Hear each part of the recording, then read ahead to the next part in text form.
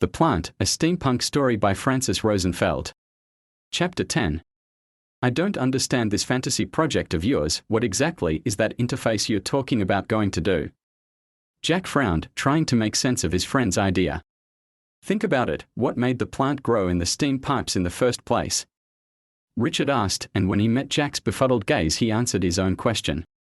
It needs the high temperature and the pressure, but what if it's not in any range, but the precise one the distribution system functions at? He caught Jack's skeptical look and continued anyway. Of course there will be no way of really knowing that until our new cutting takes root. If our new cutting takes root, Jack corrected him. It will be a true miracle if that plant sprouts roots after 2 whole months. When that cutting roots, Richard said, as if he hadn't heard him, given the different conditions, it will probably develop a different response to them. Jack tried very hard to hide a yawn. This is important, Jack, his friend protested. Sorry, man. What do I care if the stupid plant changes its response? It's a plant. That has evolved enough to turn all the machines back on, because it liked them that way, Richard pointed out. So what? Jack retorted. I was thinking of synchronizing the plant and the machine, you know. He looked at Jack, whose expression said he didn't. Finding a way to know how much energy the plant feeds back into the system and what conditions it likes best. I don't understand a thing you're saying, dude. Whatever. What do you want me to do? Jack interrupted him. I need you to find a reason to get me out of the house every day for 3 hours, Richard replied. I'm not a miracle worker, Richard. Jack protested. Don't be modest, Jack. If anybody can cook up a story that would stand on its end, it's you. Richard encouraged him. Jack shook his head, flattered but still uncertain. I'll think of something, he eventually agreed. I'm not promising anything, mind you, he pointed out to Richard. Don't get your hopes up, he warned. The story of how Richard built a synthetic biology interface between the plant and the machine paled in comparison with the tale his friend concocted for him to supplant it, tale that involved a never-before-heard-of second cousin of his from out of town, the latter's lifelong dream to participate in a science competition for school-age children that didn't exist, the challenge of a theoretical engine that ran on biofuel, ample library time for writing down the research papers, and the justification for building a gizmo whose function nobody could possibly understand. Richard was thrilled and had to admit that his friend had gone above and beyond in his ability to reshape people's perceptions in order to accommodate their current needs. Not only did Jack give him the 3 hours he requested, but he also produced an explanation for the device, which was kind of too large to hide, a pre-approved list of parts Richard couldn't do without, and a reasonable justification for parts he might need in the future that he might have left out. The construction of the device advanced slowly, and the more it progressed, the less the gizmo made sense to anybody who saw it. It looked like a miniature robot and behaved like a plant, moving hot sap through its transparent tubes, with a cathodic tube at one end and what could only be described as roots at the other. Richard's parents and siblings saw the weird device, and even though it was a lot more peculiar than the boys' usual fare, they didn't think twice about it. Stacy even joked that it looked like a plant that blooms television sets. How are we going to transport this to the factory?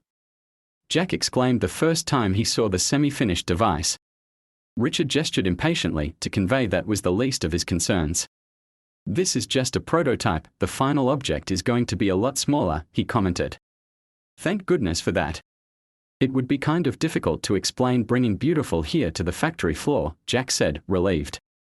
Meanwhile, somewhere in the arid outskirts of the city, from a hot, somewhat smelly swamp, a little sprout emerged, a little hesitant at first, but then, feeling established, it unfurled its leaves and tendrils and asserted exclusive rights over its sweltering home and weaved itself through the rusty pipes and scraps of metal that Richard and Jack had brought to feed it. It looked so different from the plant at the factory, due to the differences in water solutes, temperature and pressure, that the team who had volunteered their efforts to nip in the bud any expansion of the plant beyond the factory floor didn't recognize it at first, especially since many of them, who weren't working there, haven't actually seen the original. It took the complaint of a weekend sightseer, who claimed a hot plant pinched her when she touched it, to make them give the eager sprout a second look. When the identity of the plant was confirmed, a new wave of concerns and suppositions overtook the city. Some feared the plant had emerged spontaneously in the remote hot spring and would expand until it filled their entire universe with hot leaves. Others pointed out that it couldn't survive outside of its compatible environment, which was quite limited in size. Most agreed that somebody must have planted it and offered their suspicions about who that might be. Evidently, Richard and Jack's names never entered their minds, first of all because everybody knew, by the grace of Carol's maternal boasting, that the boys have been spending all of their time working to help Jack's cousin with his science fair project, and besides, how would they have access to the plant when they had never stepped foot on the factory floor?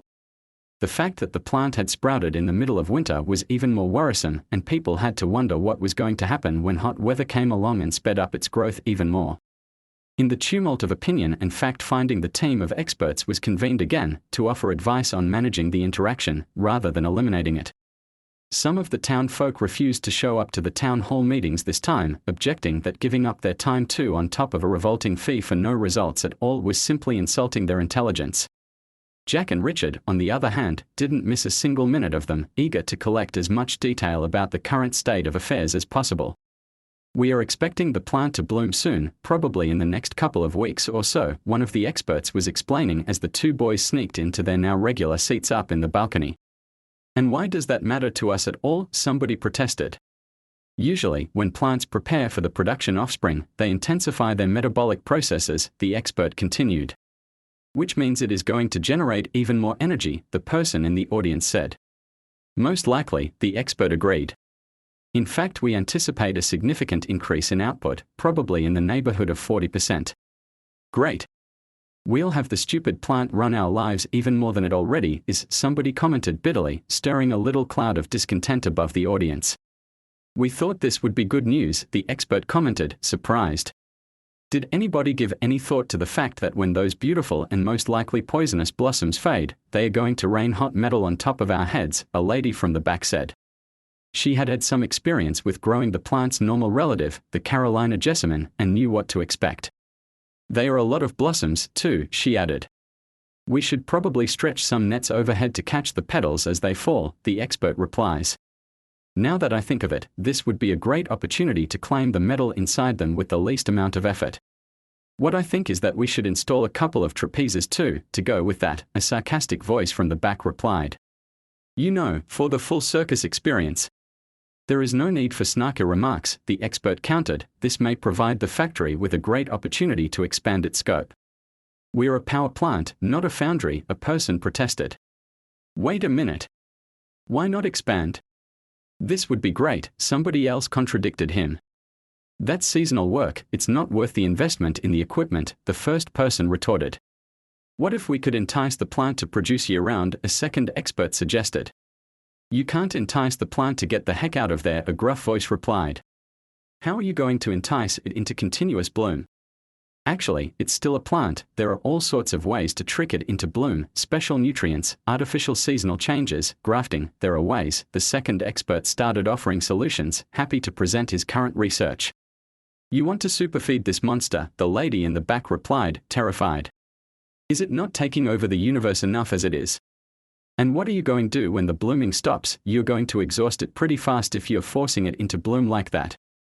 "We should be so lucky," the gruff voice snapped. "It will never die, this thing.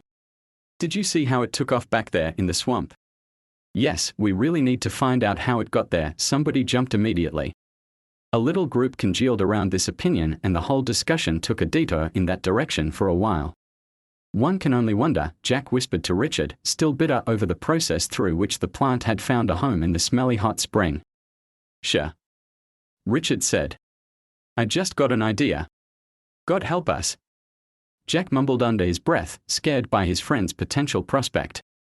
The latter ignored him, so Jack turned his attention back to the meeting. "So, say we build a foundry, there aren't enough people in this city to run it and the steam plant at the same time," a gentleman in the front row brought up the obvious challenge. "We should be so lucky to have this problem," the gruff voice replied, because lately he had been worrying about the security of his position, and was happy to find himself blessed with additional options.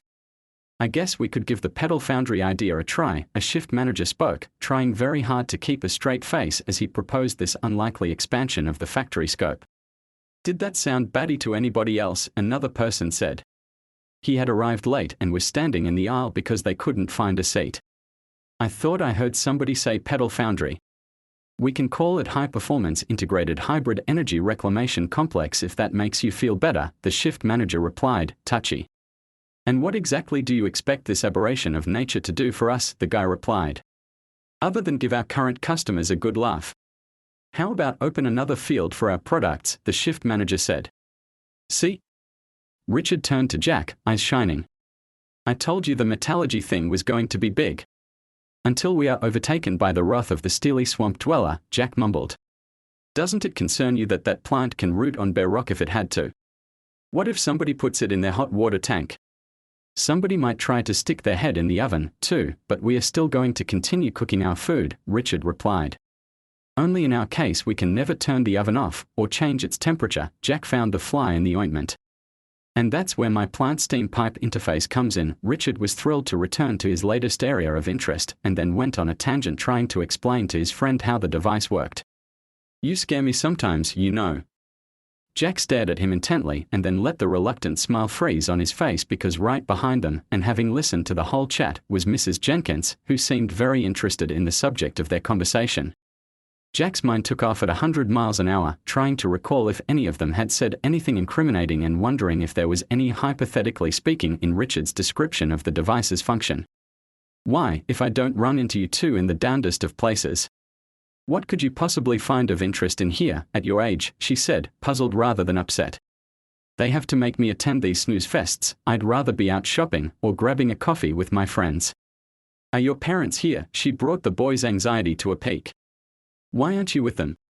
Richard threw a lightning-fast glance at Jack, hoping against reason that the latter would, by some miracle, manage to come up with a way out of this one. We had to finish our homework, Mrs. Jenkins, and our parents didn't want to be late for the meeting, so they allowed us to catch up with them later, Jack said, his face the mirror of truthfulness itself. Mrs. Jenkins, who in her 30 years of teaching had listened to a fair share of fibs and innovative excuses, didn't trust their explanation any more than she would accept the world was flat, but didn't want to pursue this issue any further, because her free time was limited as it was, and she didn't want to spend it enforcing discipline on teenagers. Just make sure they know where you are. This place becomes a zoo at times like this. You should be heading home soon, anyway. Isn't this a school night? She reminded them, smiling. Yes, Mrs. Jenkins, the boys replied together with all the innocence they could muster, and hurried past her towards the auditorium doors, relieved to have gotten out so easy. How does this always happen? Richard protested, tense. You should be the one to ask, you and your crazy projects. Jack retorted bitterly, still shaken over the close encounter. How is this in any way my fault? Richard's tension exploded. Jack dismissed him, for lack of an explanation.